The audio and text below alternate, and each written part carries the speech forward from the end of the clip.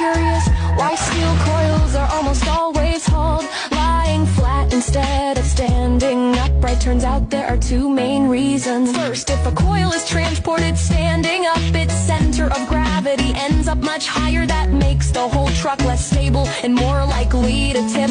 On top of that, the bottom edge of the coil would be under a lot of stress. And remember when steel sheets are first made, they're still extremely hot, and then they get rolled into coils. That process leaves a lot of internal tension in the steel. If the coil gets worn or deformed, it can loosen or, in extreme cases, even burst open. When coils are laid flat, though, the pressure is spread evenly across the curved surface, which helps keep them intact and prevents deformation. Second, it comes down to loading and unloading. A flat coil has a big hole in the middle that a crane hook can easily grab, making lifting safer and more stable. But if the coil is upright, it's much harder to hook onto, and the lift becomes unstable. One wrong move, and it could crash into the truck or nearby equipment.